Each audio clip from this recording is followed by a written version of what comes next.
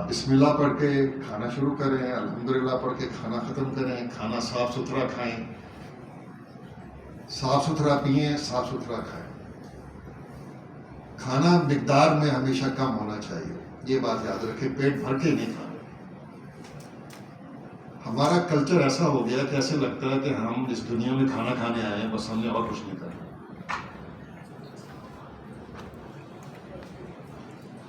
اگر ہم کم کھانا کھائیں گے، جیسے حکم ہے کہ یہ تیسرا حصہ خالی چھوڑ دیں، آپ ہزارہا بیماریوں سے بچ جائیں گے۔ پیٹ بھر کے مت کھائیں، لیٹ نائٹ کھانا مت کھائیں۔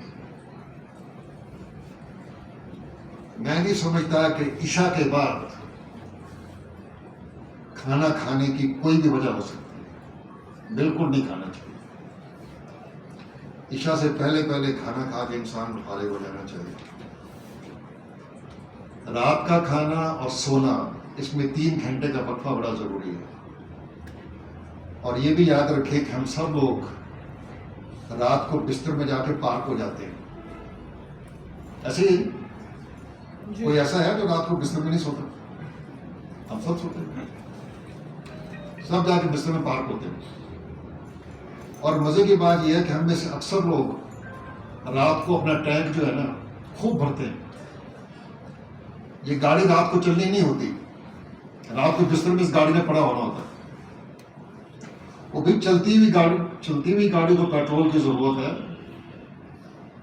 یہ رات کو جو پارک ہو گئے ہو جا کے اس وقت جو ہے نا فیول ٹینک بھر لیا ہے اپنا، یہ تو استعمال ہی نہیں ہونا، یہ تو ہضم ہی نہیں ہونا، پھر بے تحاشا بیماریاں لگنی ہیں۔ ٹھیک ہے، تو یہ چند میری گزارشات تھیں۔ اگر آپ نے اپنے ہاضمے کے نظام کو ٹھیک رکھنا ہے